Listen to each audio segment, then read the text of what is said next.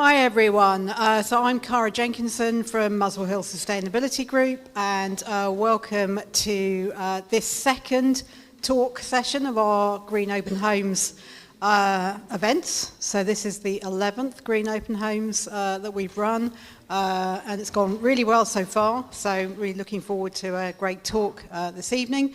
In fact, two great talks, because we have Dermot Barnes, who has been involved in Muswell Hill Sustainability Group even longer than I have. So Dermot got involved in, he helped set it up back in 2008. I joined in 2009. And Dermot has really been embedded, for better or for worse, in retrofit for the last, many years. He's run his own business, so he's got lots of hands-on experience of retrofit, and he's also had roles. He's actually a director of sustainability at City University now, so had all sorts of roles in retrofit, and is very, very well qualified to speak this evening. Stewart is also going to be speaking, and Stewart runs the Underfloor insulation company, and he is a Muswell Hill resident and member of long-standing member of Muswell Hill Sustainability Group, and he is also going to give that contractor's point of view as somebody that actually goes around and does the work in people's houses. So we're going to let them speak, and then we will take questions at the end, if that's okay. So over to Dermot. Thanks for the introduction, Cara, and thanks for the opportunity to discuss some of these issues around retrofit with you. I'm going to see if I can navigate what should be a really simple device. It's only got 4 buttons, but what's the bet that I'll get at least one of them wrong once? I'm going to run us through fairly swiftly. I'm going to leave some time for Stewart to talk about some of the nuts and bolts aspects of delivering retrofit in people's homes. But there'll be a brief introduction, an overview and context. I like to try and set this in context for the kind of systemic view, the challenge that we have as a country, as a species even. And retrofit is just one aspect of the things that we need to do an awful lot about. The sort of third bit will be getting into some of the methodologies, the sort of systems that you can think about using when you're wanting to plan a retrofit.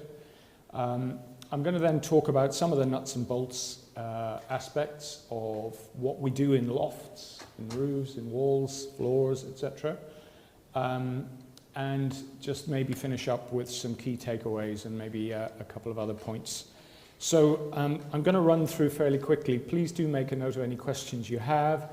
Try and save them for the end, because I think between myself and Stewart will probably be able to give you more comprehensive answers than any one of us individually will. So starting with the overview. So I don't want to go into too much kind of climate change doom and gloom. I think probably everybody here knows that we're not in a great place. I could expend another 10 minutes of your lives telling you about the challenges that we face. I think probably everybody knows they're pretty substantial. And really the one thing I want to try and leave you with is just help you to remember that scientifically, and this isn't just anecdotal, we're doing things at about 20% of the speed that we need to do them. And sometimes we're doing them quickly, but we're not doing them well, and I'm going to come to that later. So really just to sort of focus on that one fact, we're just doing about 20% of what we need to do. So the question here is why? Why does it matter? Why does your home matter? Well, it matters simply because, as you can see here on the bottom kind of quadrant or the bottom element of this pie chart, residential emissions, or the emissions from heating our homes and powering our homes, amounts to about 30 to 35% of the UK's emissions.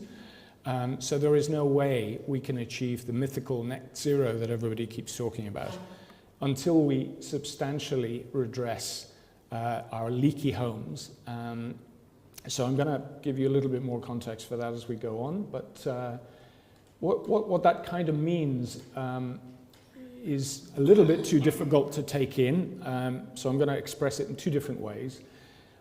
It means that in the 28 years or so since this slide was put out first, we need to do something in the region of 25 million comprehensive retrofits. And when I say comprehensive, I don't mean a little bit of loft insulation and some draft stripping. I'm talking about substantial, high levels of intervention, radical retrofit to reduce our footprints. And that isn't just because that's what we need to do because somebody said so. It's a scientifically related quotient that applies to our capacity to deliver energy cost effectively in the UK. And I'm going to come back to that point in a moment. And what that means, which you won't be able to see in this silly little tiny wording here, but 833,000 homes per year, 3,307 per working day, or, well, we've done 5 of them in the last few minutes that I've been speaking. You can sort of get a feeling for the order of magnitude and how far we are behind that curve. So a little bit as to why we need to do that, the sort of rationale behind it. So as I'm sure everybody appreciates to some degree, one of the reasons we need to decarbonize or get to net zero is because of the global warming problem. But what does that mean in terms of the UK and what we call decarbonisation and net zero? Well, it means that we're going to be transferring largely to electricity for the kinds of things that we're mostly used to using in energy terms. So what you see here is on the left-hand side of the screen, you see the National Grid recipe. So every few years, National Grid, who essentially run the electricity grid in the UK and design it, but they don't fund it, and that's the big issue. But in any case, the National Grid have said, we can deliver a level of electricity to you, our users, if you do this. So what does that mean? This bit is 2.6 million heat pumps by 2025. I won't embarrass the industry by telling you how many heat pumps are going in at the moment, but it's a very, very small, minuscule percentage of that. About 912 megawatts of solar PV needs to be driven and delivered. We need extensive retrofit. We need thermal storage, which is a way of maintaining heat in buildings and in power systems. And we also need a kind of a clever way to help our homes to take energy from the grid when the grid is delivering clean energy. So it's clever ways of operating our machinery and our systems. That's what they call demand-side balancing. So let me move on. What does that mean? 3 essential things. It means gas grid disconnection. It means each one of our homes using about 40% of the energy it presently uses. And it means clever renewable energy systems on our homes and in our communities.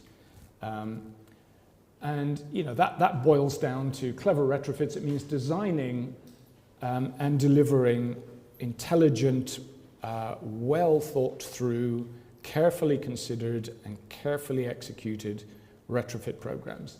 It means making sure you're not losing heat, you're not in summer gaining too much heat, and it means also delivering nuts and bolts, intelligent heating and power systems in our homes. Now I'm going to just touch on this very, very quickly, but we think we have a heating problem and a heat retention problem. But one of the things that is often ignored, and it's increasingly a problem and will become even more of a problem, is just to look at this little graph in the bottom, which I appreciate many of you can't see. But this also comes from the future energy scenarios and also comes from the Climate Change Committee. And essentially what they're saying is that by 2035, we're going to need about 5% more heat, more electricity for our homes to keep them cool. So the climate change that we are already experiencing will by 2035 mean we need more power an increase in our present power to cool our homes, and 6.6% less energy to heat our homes. And you can think, well, that's a nice little balance, but it's more complicated than that. But just one thing that I want to try and point to, we have a serious issue, as you can see here, with overheating homes. We have approximately 2,000 deaths per year from overheating in homes in recent years, and that's planned to increase. And that will also lead to, for social landlords, that will lead to litigation problems and homes that are not fit for habitation when they overheat. And that's all premised on the idea that really we're heading for somewhere between 2.8 and 3.5 degrees if business as usual continues. So, you know, that whole systemic piece about what governments need to do or what communities need to do, local government, internationally, is what's going to make the difference to that being a kind of manageable 1.5 degrees.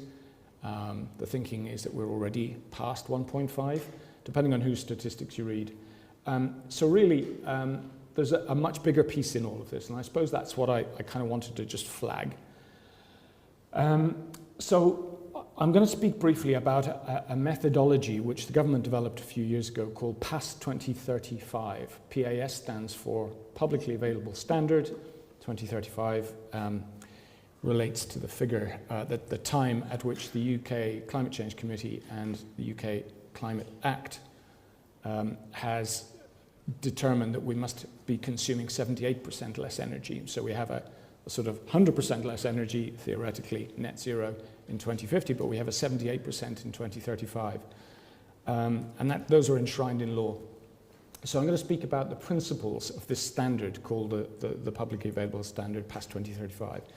I will just mention one thing. It was designed in relation to what some people would commonly refer to as cowboy builders and the kinds of ill-considered retrofit measures that often happen on the back of rushed through, badly designed programs. So the government recognized there was an issue with some of the things that were going on, and they developed this standard to try to ensure a high-quality approach. And what it does is it starts with a number of principles, and these really are the principles that underpin any retrofit program you're thinking about and the general consideration of retrofit professionally. So you've got a fabric-first approach, the idea being that you drive down the demand in the building by making sure you lose less heat through the building. You use a whole house approach, which basically means that you don't think about things in isolation. There are very few things you can do that don't have a knock-on effect. So you need to think about it as a joined-up set of measures which can have consequences which can be negative if they're not properly considered. And I suppose that the principle I add to this is, for most of us, we're living in solid wall buildings, so not cavities. It's a little bit different if you're in a cavity construction building, but houses breathe, homes breathe. So what I mean by that is, depending on whose statistics you read, the average home will produce, just from simple, straightforward human activity like washing, cleaning, cooking, and expiring, as in breathing, not dying. You exhale, and a lot of moisture builds up inside your home. And the average, depending, as I say, whose statistics you read, somewhere between 8 and 10 litres per person per day. So you need to have a way of that moisture getting out of your building, otherwise you get mold problems in very simple terms. So in a building like certainly the one I live in, there's a lot of holes. It's an old building, lots of gaps. So that moisture makes its way out. It's a leaky building. But the more we retrofit a building, the more insulation we put into it, the more those holes get plugged, which means you've got nowhere for the moisture to go, and that moisture can cause damage in the building. So you have to think about these things. That's why I'm talking about a breathable, vapor-open construction approach, which means that if you're using insulation or air tightness membranes, you use them such that they allow the passage of moisture from the inside of the building to the outside of the building, which is what most solid buildings made of essentially clay, bricks and lime mortar. That's what they were designed to do. And I suppose really the thing that comes out of all of the past methodology is that you need to start with good design. You need to have really good construction. You need to have people who know what they're doing and are supervised. And you ideally monitor and evaluate what they do and the results of what they do. And all of that, when it's done right, gives you a fantastic result. It gives you reduced fuel use, reduced running costs, reduced CO2 emissions, and much improved comfort and health. And last but not least, that improves the asset value. Now, 5 years ago, 10 years ago, 20 years ago, when I started talking about this, I couldn't have made that claim around improved asset value. Now, there is a very strong growing body of evidence which shows that House A, next to House B has lower energy bills and is more comfortable to live in, will sell for more than House A. So, this is important to bear in mind. Now, you will be able to access these slides afterwards, at which point you can have a detailed look at this. It's there to prompt an understanding of the things that can be considered and ought to be considered when you're looking at a retrofit package for your home. So what this is, the past 2035 methodology, it works its way through a cycle of considerations. So it starts by looking at what the regulatory piece is, and the regulatory piece is essentially envisaged and encapsulated within building regulations. You've also got things like the EPC, which we're probably all familiar with, and various other basic methodologies. They are almost unfit for purpose when it comes to energy and environmental performance of buildings, certainly in existing buildings. And you then sort of take a step up into looking at something quite radical, like, for example, the passive house methodology, which really guarantees extraordinary performance, but it's very exacting and very expensive to consider. And there is a version of it called the Underfloor standards, which is for existing buildings. And then there's other organizations called LETI, which is the Local Energy Transformation Initiative, and they also put some really good guides together. So if anybody is looking at sort of moving forward with something other than just some insulation in your loft, I would strongly advise look at some of these methodologies. They're very informative and they're written. There are guides that are written for the layman to understand. And then, of course, there are much more detailed things as well. Now, if I move this on, yeah. So I also want to just highlight the fact that this past 2035 methodology, it entails three people or three roles, essentially: the designer, the assessor, and the coordinator. And I won't go into detail about that, but if anybody wants to ask questions later, feel free to do so. But just to say that there are numerous people that make up the jigsaw puzzle of a successful whole house retrofit. And essentially what the method does, this is the nuts of it, yeah? It starts with a risk assessment, which you can see on the left. It's a whole dwelling assessment that looks at the status of your building at the moment. So one of the things that you need to remember is if you're doing work to your building and you've got problems of some sort or another, they might be leaks getting in, water getting in from leaking gutters or a faulty roof. They might be foundation problems and rising damp. They might be any number of things. You've got to fix those first. And your whole house assessment will start and relate to the risk assessment and will tell you, before we do anything, you need to fix these kind of structural endemic problems with the building. It then comes up with a series of options, which is the retrofit design. It then manages the installation process. It goes through testing and commissioning. Monitoring and evaluation is a mandatory part of it. So once your contractor walks away, it is essential for the team, and it's the role of the retrofit coordinator, to actually manage a number of different variables. So they'll be measuring the moisture in your building, they'll be measuring the underlying energy performance, they may be looking at air tightness, various things, and they will monitor that for a period of time and report upon it afterwards. Actually, I'm just going to go briefly back. So if you remember in the beginning, I talked about the past 2035 retrofit methodology being born out of a government initiative to address poor design and poor execution of retrofit works.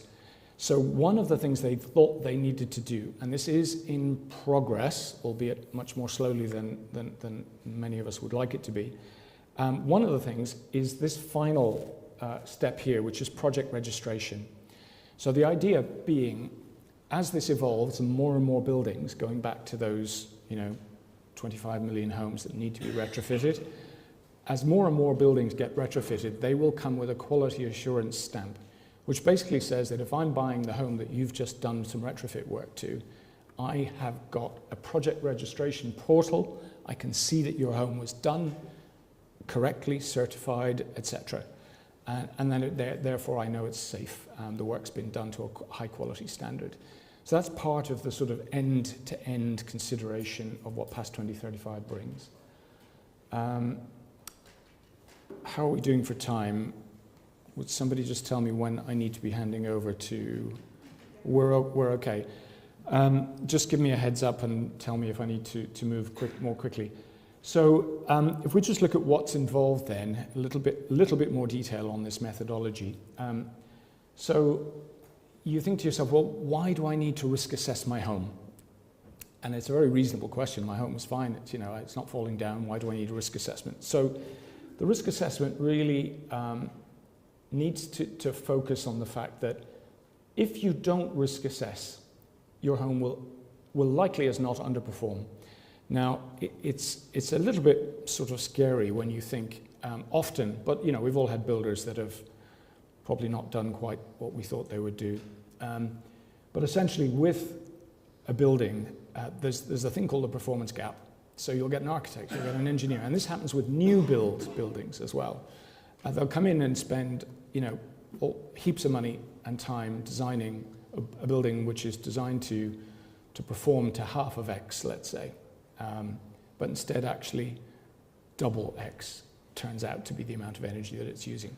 So there's this thing called a performance gap. So you need to design properly at the beginning and think about it. And that means that you can miss running costs, you can miss carbon emissions, and you can miss occupant comfort. There's also a thing around health of the occupants in a building. So this is the moisture and the air quality issue that I pointed to earlier on. So there should be no insulation without ventilation. That's one of those kind of maxims of the retrofit industry.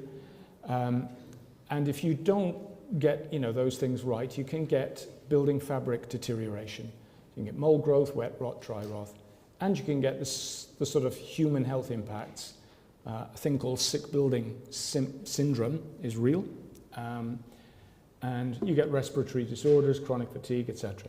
Now, this is not all intended to make you run for the hills and never do any insulation or anything in your homes, but it is intended to tell you that this isn't necessarily the stuff of DIY intervention. It requires thinking. And there are some common sense things you can do, which we'll come back to later. But when you think about anything beyond a small, simple measure, you have to think about the joined up piece. So what the methodology does is it starts, as I indicated earlier, it starts with it comes up with what's called a design path. And that basically categorizes your home as high, medium, or low risk with associated strategies. So if it's considered to be high risk, you're probably going to need an architect to do some of the design work. If it's a low risk, it probably doesn't need that. It just needs a retrofit designer or coordinator. It sets responsibilities for these three people very, very clearly, and it assesses, as I said earlier, the existing condition, the occupant patterns. So it will speak to you of your plans for the home. It will say, okay, you're 21 years of age, you have just graduated, you're living in your first home, you've got a dog, a cat, a goldfish, and next year you're going to do the kitchen. And 2 years later, you're hoping you might have some children, and. So it asks you questions.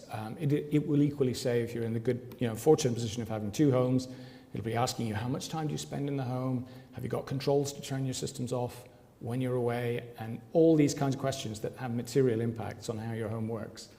And then, ultimately, it recommends a series of cost-effective measures that will achieve what you want the retrofit to achieve. And one of the things that's important here is if you are planning that new kitchen, repointing your exterior brickwork, putting a wood boiler in, would you put or a wood-fired stove? Do you want to think about insulating your chimney at the same time? Are you going to paint your windows? Is it really worth painting them without doing some draft stripping? So it asks you lots of questions to help you to derive value for money in relation to what you're thinking of doing with your home in the years to come. And it just aims, what it does is it gives you what's called a medium-term improvement plan, which gives you sequenced or multi-phase interventions. It's bespoke to each property with capital and payback analysis. And it considers that principle that I spoke about earlier, the fabric-first approach, and makes sure that all the elements are considered. And as I also mentioned earlier, it gives you this registered record for future buyers. So that's what the PASS 2035 methodology is intended to provide and does provide when it's followed. And you get a report which looks a little bit like this. It'll say your floor insulation, it'll cost this much, it'll have that much carbon effectiveness, it'll have this much disruption. Now this is just a version, there are lots of versions, but it'll give you a measures appraisal. So in terms of, oh gosh, some funny graphics here, sorry about that. Okay, so just boiling this down to what we do, the nitty-gritty of the interventions. So the first thing to just remember is that in the average home, the sort of space heating and hot water is about 80 to 85%. And this other bit, which is all a bit jumbled graphically here, is about 17 to 20% for lighting, cooking, small appliances. So the lion's share of what you need to think about is obviously this stuff, the space heating and increasingly in years to come, cooling and the hot water. So just looking at a typical building, I spoke earlier of the need to essentially plug the gaps. Now, there's two elements to that. One is reducing the speed at which heat leaves your building, or in summer, the speed at which heat enters your building. So here you have an illustration of where heat loss typically goes.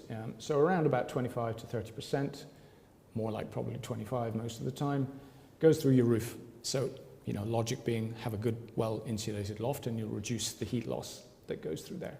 And, these heat loss factors just, they actually translate directly into pounds, shillings and pence.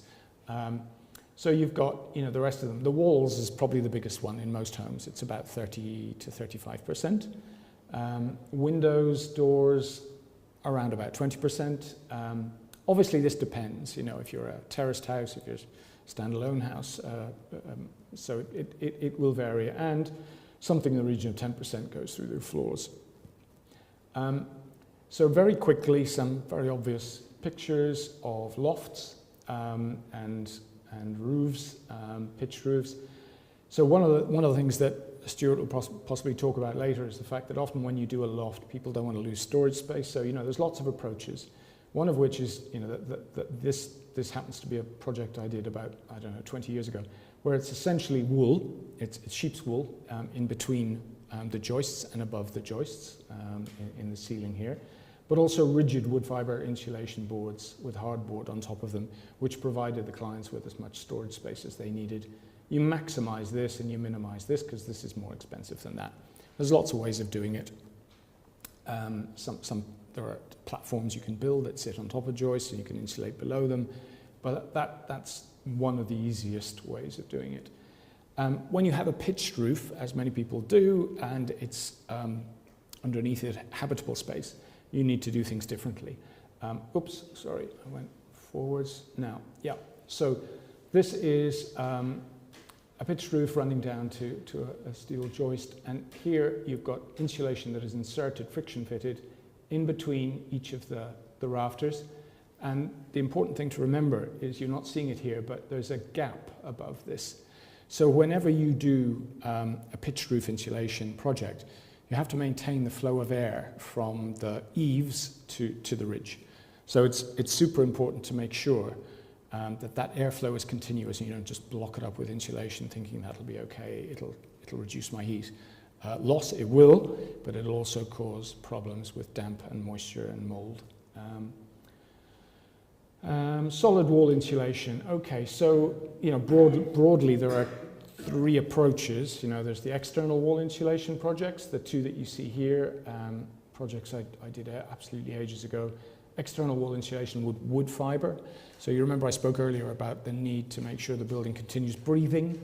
So wood fibre does that with in this case, as you can see here, a different building, but the same solution with a lime-based render, which made sure that the building continued to breathe. On the inside, it's even more important to ensure that you've got the right kind of breathability, which is why we use natural vapor open products. And this is, again, a wood fibre system with a lime plaster rather than render. This is insulation with an air tightness layer inside a timber, loft timber, this tongue and groove, that's what I'm thinking of, like a tongue and groove loft. But the insulation is above this, and this is an air tightness membrane that you see being sealed here to ensure that there isn't A, heat loss, but B, admission, uncontrolled admission of air. This is the one I want you to pretend you've not seen. This is an internal wall insulation vapor closed system. This is still happening, and there's government, until very recently there were government subsidies going into this approach. Now if it's done very, very, very well to a very high quality and nothing goes wrong, and you might say, well, this is England, we have English builders, how will that work? You'd be right. It just doesn't, go right. And what happens as a result is you get mold growth because of some inconsistency. Essentially, you're turning your building into a plastic bag. You're trying to keep the insulation on the inside, the moisture on the inside, and as a result, you trap moisture in the fabric and you get mold growth because it can't get out. And if you do adopt this kind of approach, the critical thing, and you're seeing here, you're seeing literally a plastic membrane over the inside of rock wool. That's one way of doing it. The other way of doing it is using a petrochemically derived board, an insulation board, which is like Celotex or Kingspan. And if you do use those systems, you're even more reliant upon extraction and air changes. So you really have to have the right kinds of humidistat activated moisture control and extraction. So moving to floors. So here on the left, you see a sort of idealized version of what you might do if you had a starting from scratch application. You'd have your timber floor joists, you'd have insulation, you'd have a carrier just to hold those boards in place. You would then have a membrane, an air tightness membrane, which is generally sealed around the periphery of the room. And then you'd have, flooring of one sort or another. In this case, it's plywood or chipboard, and then timber, parquet, or whatever on top. Obviously, you can have carpet or whatever it is. But the essential ingredients are insulation to ensure that the heat loss doesn't occur or is minimized, and then the air tightness to make sure drafts don't get in. The more practical end of this, which Stewart will talk about, is something a little bit more like this, where you drop a carrier of some sort of membrane in there, which can act as an air tightness membrane. You can see it sealed all the way around the room here, and then you put your floor back down on top with lots of insulation. In this case, you're seeing a cellulose fibre insulation, which is essentially scrunched up newspaper treated with borax, which has pretty good insulation. Not that I'm saying you should scrunch up your newspapers and use them as insulation. I'm just saying that's a product which is a well-respected product. Air tightness. I'm going to touch on this because it's a 3-hour chat conversation on its own. This is just showing all the millions of places air is gained and lost. So working from the bottom up through your floors, around your skirting boards, behind your skirting boards, through your chimneys, around your windows, around your doors, ceiling joints, and if you've got any kind of, what do they call them, loft hatches. That's also going to be a source of ingress of cool air and a loss of moisture and or heat. So all these things need to be taken into account. And one of the big culprits here is wherever you've got, and you can see here in the kitchen, wherever you've got any penetrations in the wall for electrical pipes or conduits or water or gas or whatever, generally your average builder just drills a hole and walks away. Instead, there are high-tech, super well-made ways of sealing those gaps, which will not only keep the mice out, but it'll also help to keep your heat in. This is a kind of picture of what a well-treated roof would be. So you can see that kind of patch that I was talking about around a waste pipe here, or a soil vent pipe possibly. You'll see lots of other membranes around it, the circumference, the periphery, around the windows, around the joists. Everything is sealed, and then it's pressure tested to make sure that the seals work. And you can achieve, on this wall, for example, you're achieving airtightness, not with membranes, but with a plaster coat. And that plaster coat, if it's properly done, can achieve quite a high level of airtightness for you. What have we got here? Yeah, so this is just talking about the ventilation side. About 5 minutes? Okay. So I'm going to probably just move on, but we spoke earlier about the fact that there's a lot of moisture in your home and it needs to be dealt with. And there are various kinds of extraction, humidistat activated heat recovery units which you can use. Now, to finish up on 2 or 3 slides, in fact, I'm going to skip this one because we probably don't have enough time for it, but one thing I'd just like to ask people to bear in mind is when you choose materials for your home, think about the whole carbon life cycle. We have an increasing responsibility to choose carefully and responsibly the materials that we use. So they, everything, the chair, the table, the carpet tile, has got a carbon impact when it's born, when the materials are dug out of the ground, and when it goes ostensibly back into the ground or up the chimney at the end of its life cycle. So if we want to be responsible about this, it's incumbent upon us to think about what those materials are when they're born, when they're in use, and when they die. And ideally they don't die, they get reborn, in another form. But anyway, 2 last slides, and I'm going to pass over to Stewart. Everybody wants to talk about air source heat pumps or ground source heat pumps, and they are absolutely a totally important part of the equation. Why is that? Well, it's when you have a boiler, a gas boiler, you put in 1 kilowatt hour of energy and you get about 90% or 900 watts out. But with a sorry, this is a mistake, it shouldn't be gas boiler. Coefficient of performance of an air source heat pump is about 2.8 to 3. So you put 1 kilowatt hour of energy in, and you get about 2.5 to 3 out if it's working properly and if it's been well installed. I have a rule of thumb which I'd like to leave you with. If you're going to have a heat pump, there are a couple of things you need to be doing, ideally. If you don't do this, it can cause you problems. You should ideally be doing a lot of insulation at the same time or beforehand, driving down, ideally, the reduction to about 60% of what it should be.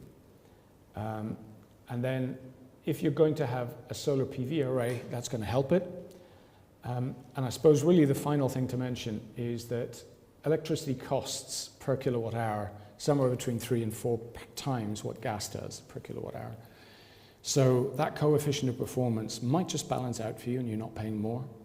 But if you're not doing one of these 2 things, if not both of these 2 things, you can find yourself with a little bit of a financial hangover.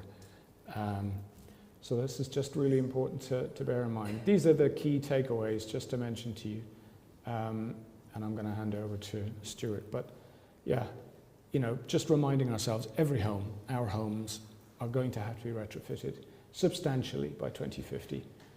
The more we do, the sooner we do it, the less negatively we will impact the planet.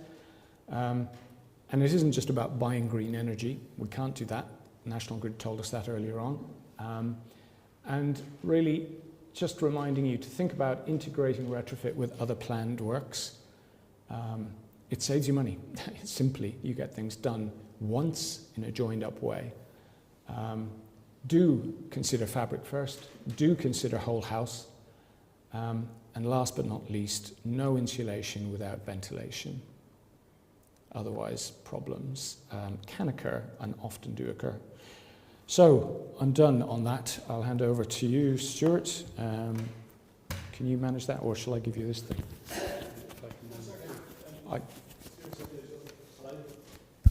Hello. Okay, thank you. Thank you, Dermot.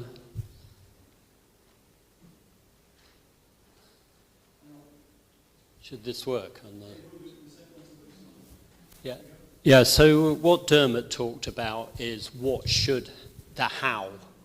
should do. But when I worked in consulting, we used to say that for anything really to get done, there are three things that have to happen. You've got to know what to do. You've got to be able to do what you need to do. And you've got to actually do it. And there's a lot about what we should do, but there's very little about actually getting on and doing it, delivering stuff. So that's what I'm going to talk about. So my background is I'm a civil engineer working in construction, but that's heavy civil engineering, that's not house refurbishment. So I did that for about 10 years all around the world. So mixing concrete, stuff like that. Then I did my business degree and worked in management consulting, which involved doing a lot of PowerPoint, writing, high-level strategy documents, most of which sat on the shelf and were never implemented. And then I worked with Tata for 10 years doing IT stuff. And then I think I found a real job where I actually did real work in the last year, which was fitting insulation under people's floors. And when I did that, one of my insights was you go into people's houses and you're lying under their floor fitting insulation. And especially today, you've got a couple and they're both working online and they're on their meetings, they're on Zoom or on Teams or stuff like that. And it's very easy to go and think, I'm lying under the floor doing work, and you think, when are they actually going to do some work up there? And then, you have to stop and think, well, that's what I was like. So I moved from white collar to blue collar. And white would be in white, but then you wouldn't be able to see it. So being a blue collar worker now, getting dirty and things, I've tried to take into that insights from being a white collar worker, from being a consultant. And also a sense of being valued. When I worked in IT, I did 7 hours. Sitting in front of a computer. When I do a physical job, I'm not going to do more than 7 hours. And that's how I think now. I also have upgraded 2 houses along the way. So what do I do now? As Cara said, I set up the company, the Underfloor Insulation Company. That's like the underfloor insulation, like the Bishop's Avenue. There is only one the underfloor insulation company. Funnily enough, especially from what Dermot says, how many of these things have to be done? And you can go and you're the only person that specialises in doing a service which, 100,000 houses in North London need. Wow. So it's mainly Edwardian, Victorian, and I only use natural products, which is sheep's wool and hemp. Hemp generally for acoustics, sheep's wool from going under the floor because it's got to be flexible. If you're going to crawl under a floor, you can't be dragging a lump of hemp. So underfloor insulation can either be top down or bottom up. Bottom up is you go through the cellar, or you make a little trapdoor in the floor. You go down like a miner, and then you crawl around on your back, pushing the insulation in. And it's really interesting and exciting work. If anybody's looking for a side hustle, see me afterwards. Or I'll take up the floorboards, but not all the floorboards. You can do it by taking up 1 in 3. The cost of doing this, like total cost to the customer, varies massively, because you can find a floor that's really easy to do. For example, you can just walk into the cellar and just push it up there. Or you can find an underfloor where you've got to make a little trapdoor. You go under it, and that's full of rubble. You've got to get the rubble out of the way before you get there. So the cost per metre squared between about 70 and 130 pounds per square metre. That's total cost to the customer. So massively. And I have happy customers. So my observations from doing this, a lot of this is specific to what I've learned in the last year, but could also be applied to people buying one of the retrofit solutions. If you want to get somebody to do this, how would you go out and get somebody to do this? And I've found from talking to customers, it's how people don't really understand what an estimate is. You say, I estimate this is going to take so long. Yeah, that's based on what I understand from what I know now. And that will change because I will know more. So, don't in a week's time or 2 weeks' time come back and say to me, you said, yeah, I did say, but that's what I thought. And what is a fixed price? People's understanding of what a fixed price is. I do underfloor and I don't do fixed price. Because, for 2 reasons. One, because I'm honest. And you might think, surely if you're honest, you'd do a fixed price. No, you can only give a fixed price for something that you actually know what you're going to do. With an underfloor, you can't see it. And it probably applies to most jobs, building jobs. And it basically comes down to what I've said below, to who pays for the risk. You want to buy something, you get somebody to do some work in your house and you want a fixed price. Is that a good deal for you? I would suggest it's actually a very poor deal for you. If somebody asks me for a fixed price and I think the job's going to take 5 days, am I going to say, I think the job's going to take 5 days? No. I'm going to say, I think the job's going to take 8 days. And they will pay for 8 days. It doesn't get to 5 days and I suddenly think, you know what, I overestimated that. I'm going to give you those 3 days back. No. Because if it was 9 days, that's from me. Customer needs to understand that. And I'm sure everybody in this room actually does understand that. They probably don't, because a lot of customers I've had don't understand that. So the more honest way of doing work is provide a day rate. I will come in and I will work for you and I will work hard for so many hours a day at this rate per hour. If you don't like that, after a day, you just tell me to go away and find somebody else to do the job, who will work harder and do a better job. You won't find anyone. In my view, you won't. But you're welcome to do that. And it's fair.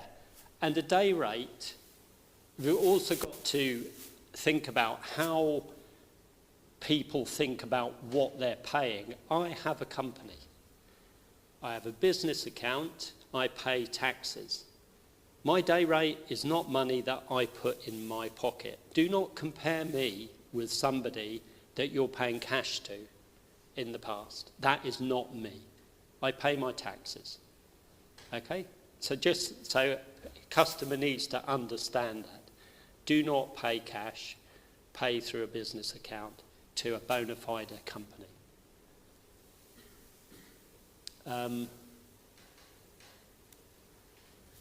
We'll go to the next one.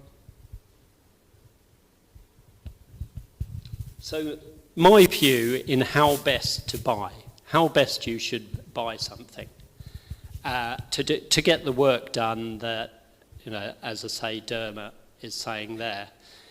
So we all talk about getting 3 quotes for something. How many people who buy a building project for their house have any procurement experience whatsoever? Somebody put their hand up there. You put your hand up. Oh, okay. Okay. I'll come back to you later.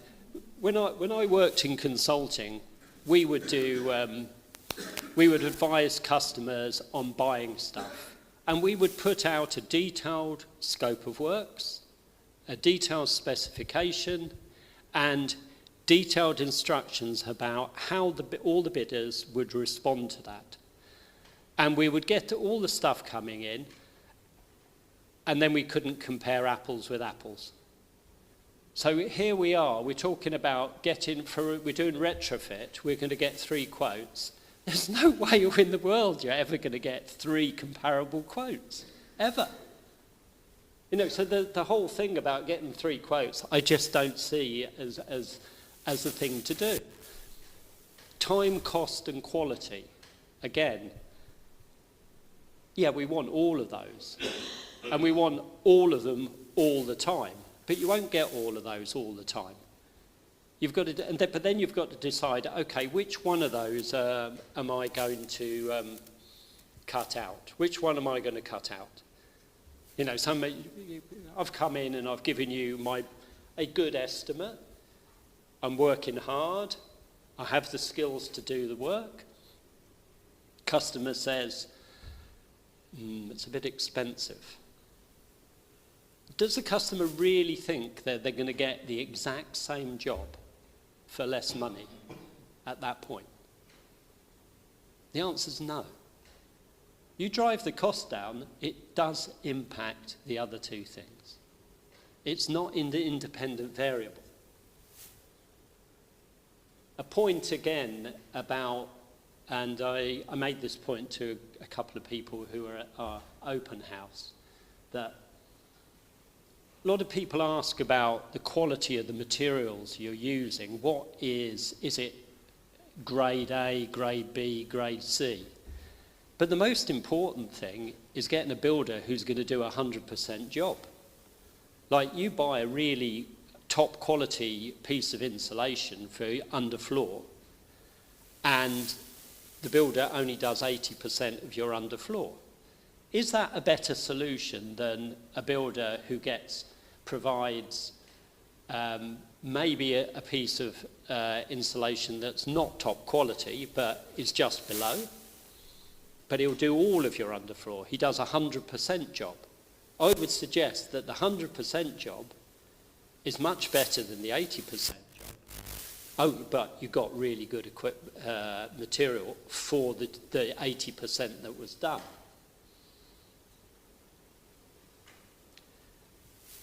My experience of getting work done or retrofit in our house over the years was I always went to the trades separately. If you want a plumbing job, employ a plumber. If you want an underfloor insulation job, employ an underfloor insulation installer. Do not employ a general builder to do the overall thing. You will pay twice as much money.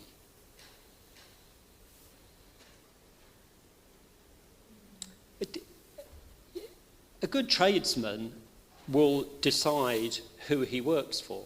I've only done this for 1 year and I have a waiting list. I can work anywhere. I can decide what customers I decide to work for. So when I get an approach from a customer, for example, you get an email. Despite on your website you've got a phone number, you know, like my mobile number, somebody could pick up the phone and call you. You get an email saying, we would be interested in receiving a quotation for underfloor insulation in our house in East Dulwich.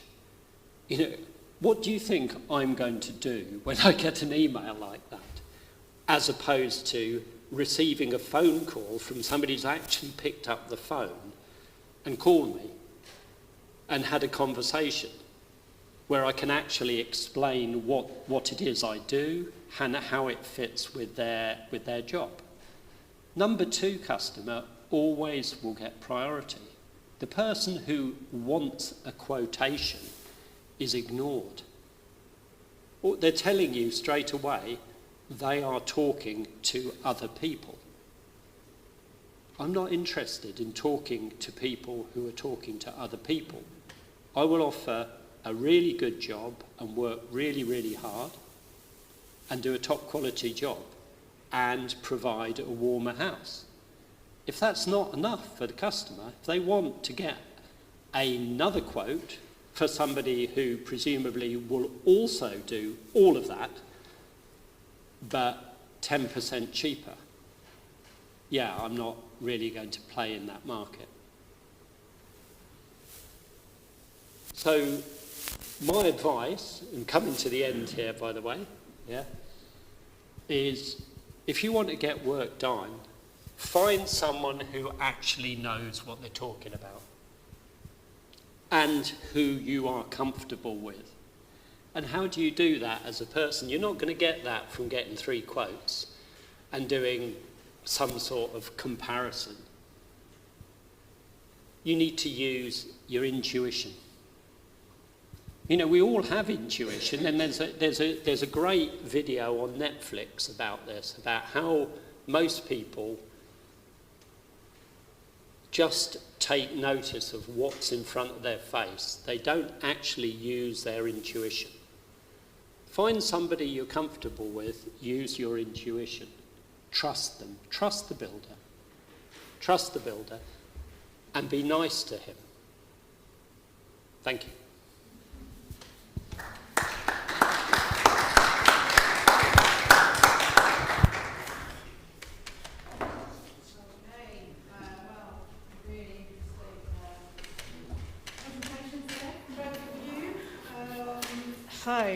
Right, question time. Who's got a question?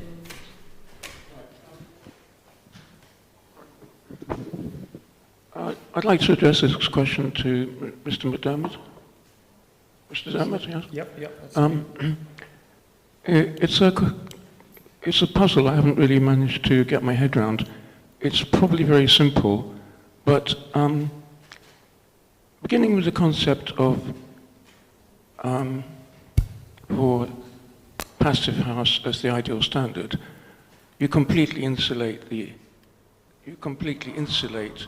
the fabric using a breathable membrane, and then insulation, whatever, comes together with it as a working duo, doesn't it? So the thing is, where it gets complicated is where you have multi-floors with different flats in them, and it just strikes me that it just can become impossibly complicated to completely provide an input for each separate flat.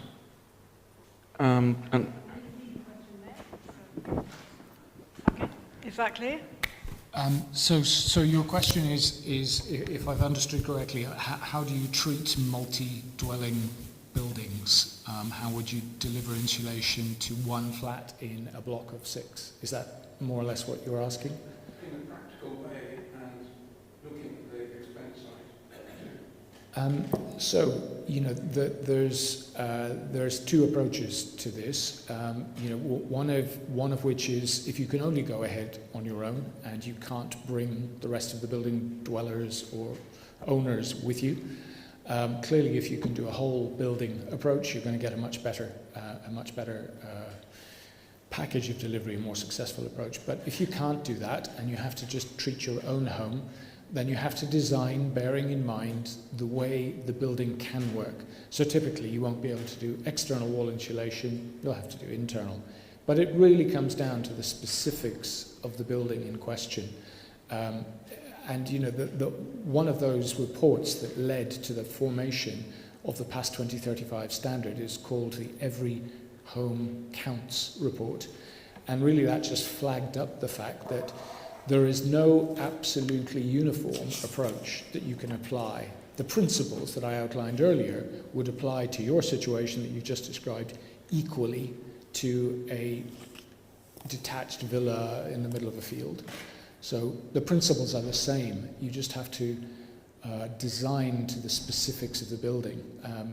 That doesn't sound like it's an absolute answer, but it is the answer. You have to look at it on a building by building, dwelling by dwelling basis.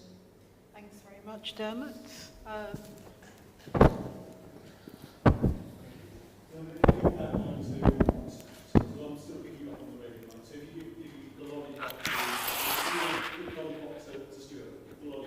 Give the lollipop to Stewart. Okay, and I used.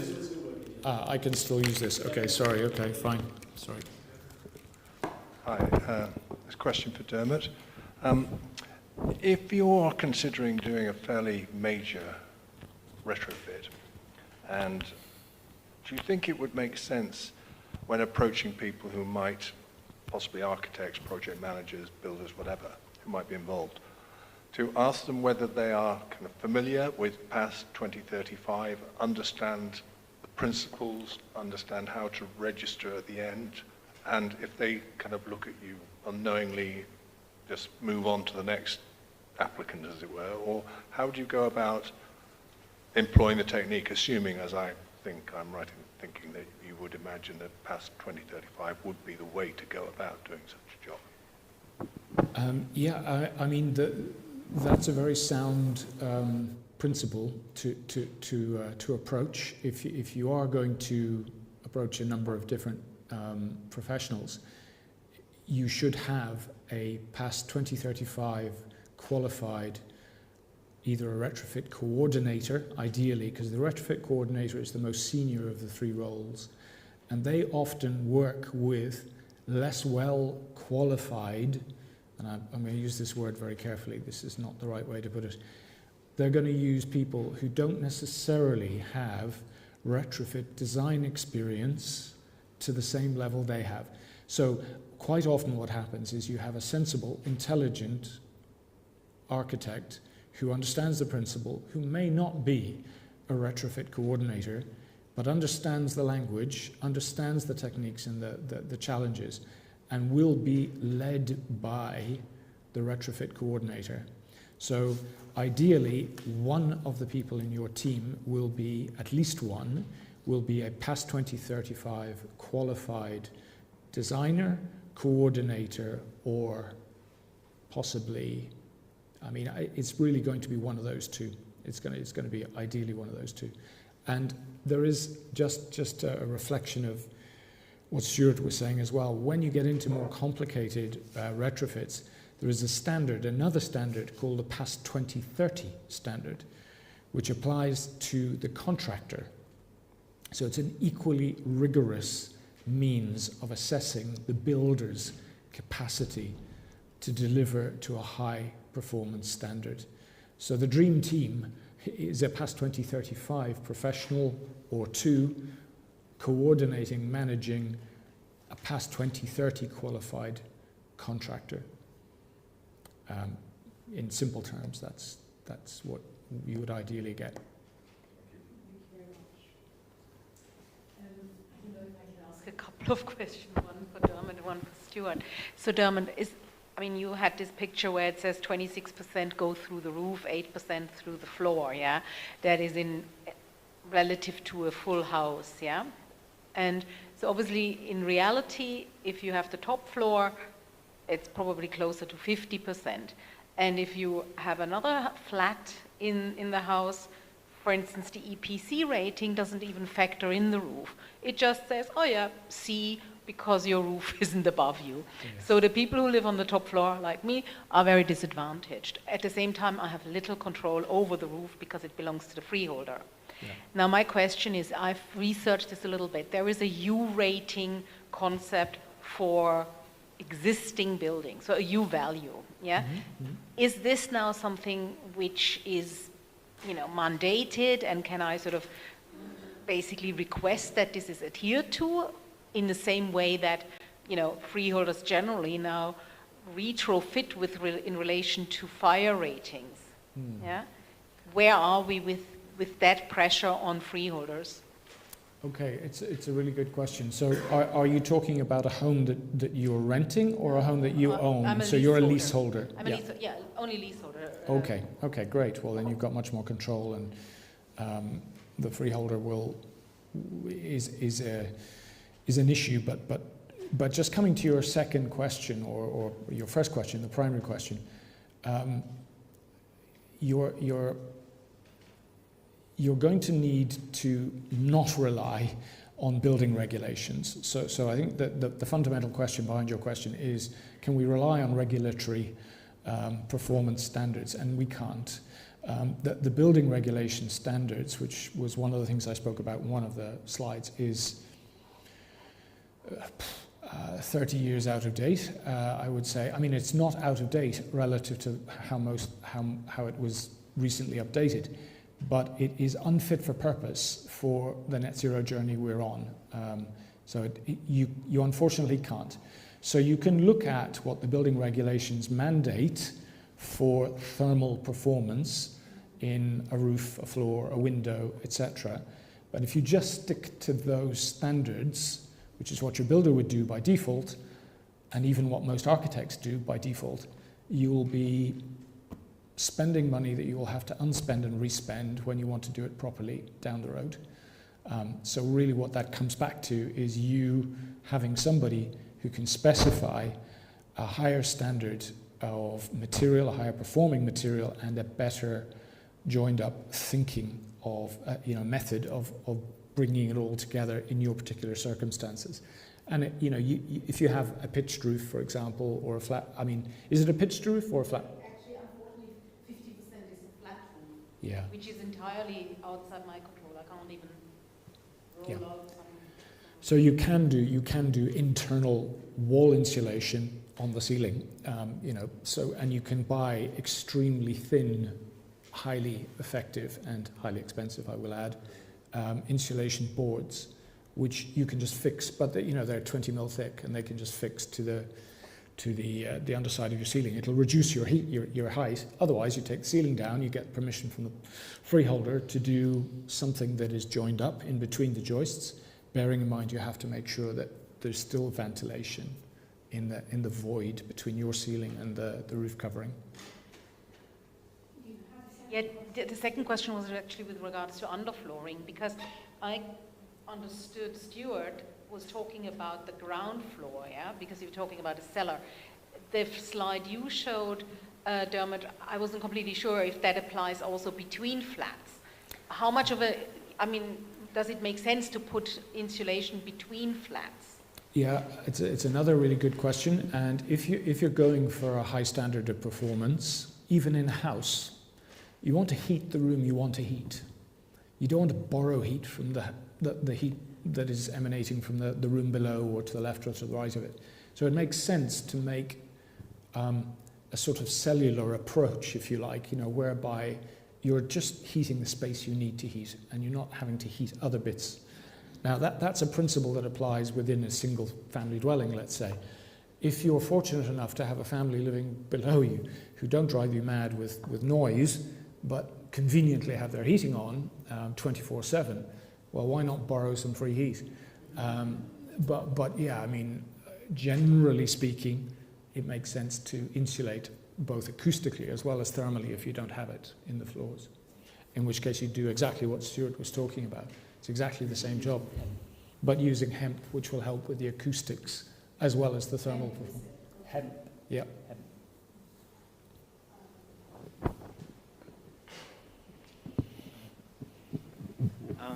Dermot, it's getting very specific here. Internal wall installation, I want to keep it thin, I want it breathable, I want to put it on a solid brick wall which is covered in gypsum. Gypsum, of course, gypsum and brick are breathable.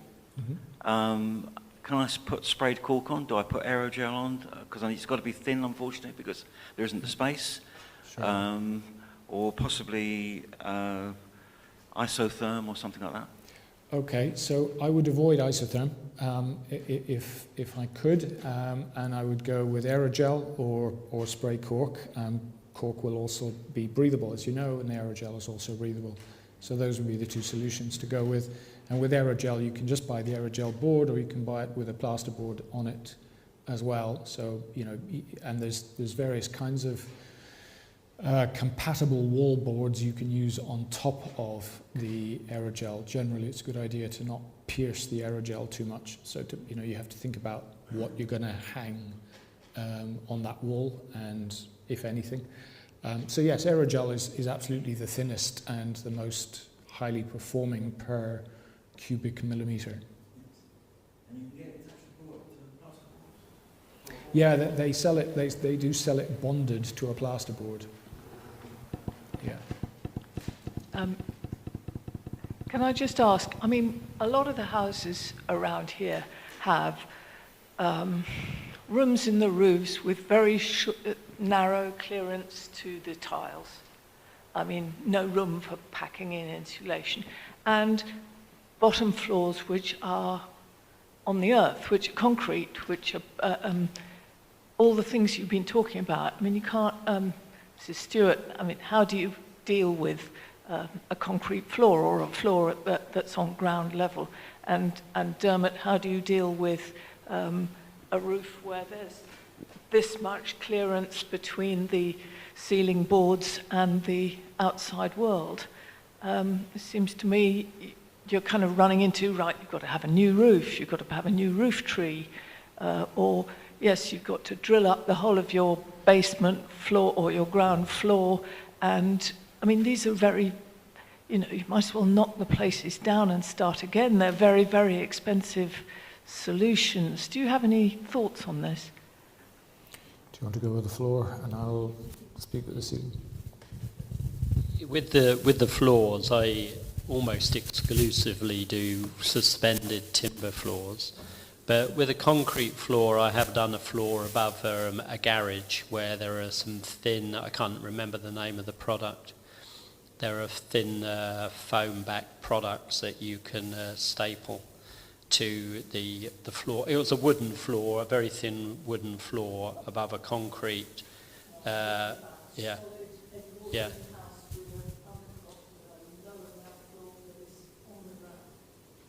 Yeah, maybe it's a room that you don't use very often. You just, yeah.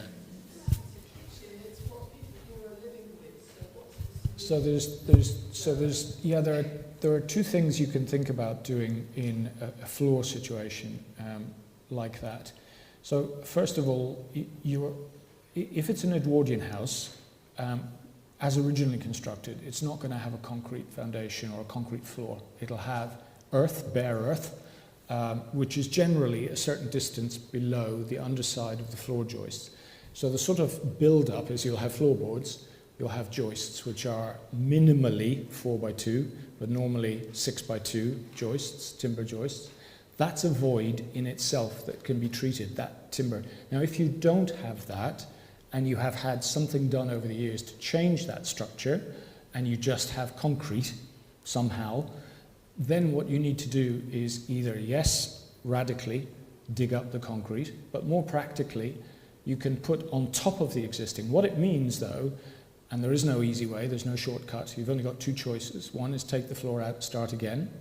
The other is to build on top of the existing floor, which means your skirting boards come off, your doors get cut down to the entrance to the room, your architraves come off, your kitchen units come out, and everything gets raised. And you essentially have a sandwich of about 6 inches. Well, it depends on what material you use, but you'll wind up with a sandwich construction, which will be your finished floor, the insulation, and a membrane which sits below that between the underside of the insulation and the concrete. But I would be surprised, I'm not saying it isn't the case, but it's not an original construction type to have a concrete floor in most Edwardian. I've not seen it very often. It's a former cellars. Okay, so maybe it's... Which were get hard surface put on Well, irrespective, it's... Sorry? They're not for living. Yeah, so it wasn't designed to be a habitable space. So just coming to the other question about the roof. Again, all roof constructions are, well, I won't say all, but pitched roof in an Edwardian or a Victorian house is typically made up of some sort of slates or tiles on the outside. You'll have battens, which are generally really thin, 1 by 1 or 1 by 2 battens. And then you have a 4 by 2 or a 5 by 2 or a 6 by 2 joist. So that 5 by 2 or 6 by 2 joist, or rafter, excuse me, it's not a joist. A joist is what happens on flat, a rafter is on the pitched. The rafter is the space to play with. Now, if you have 4 inches or 6 inches, you can still fill 2 of those inches. You have to just leave a 2-inch void so that air can run from between the top and the bottom. The other thing to do is to do that or put something on the underside of the plasterboard in your room. So you're insulating from the inside, in which case you're not working inside the roof structure and you're not affecting the ventilation at all. In which case it's like internal wall insulation, but it's on the pitched roof, like I was saying earlier. Jeremy Gibb is doing this on his attic at the moment. Thank you. Thanks. Any other questions from people that haven't had a chance to ask a question that would like to? Sorry, someone at the back there? Over there. Oh.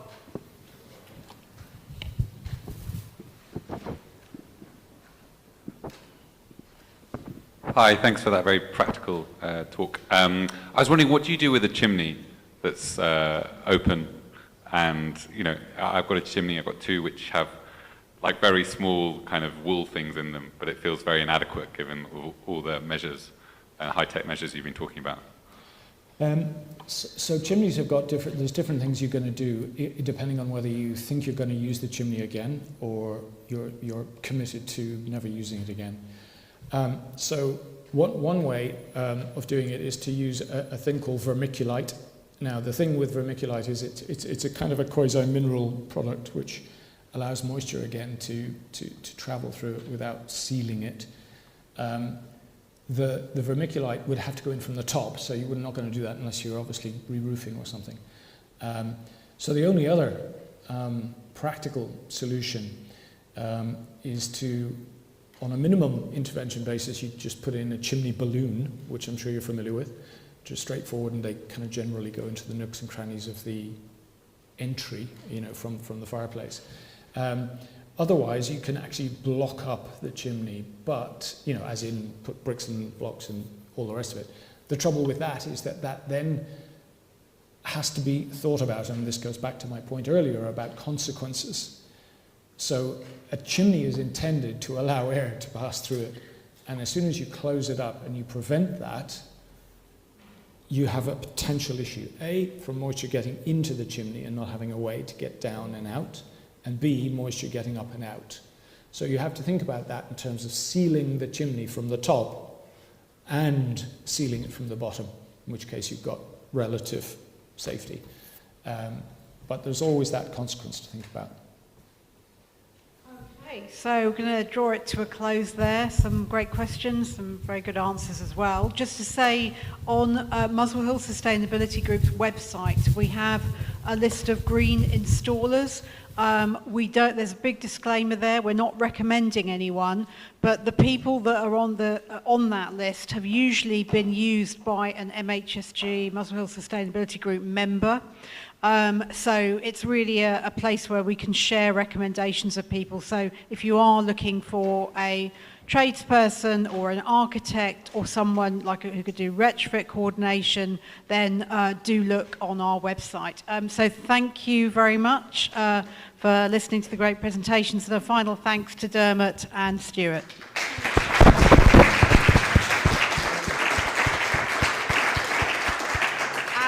I should have just said our next talk is in 2 weeks' time, and we've got a couple of architects talking about projects they have done, including one of the ones that opened their house this time. So that should be a really interesting presentation too. Same time, same place, 2 weeks' time.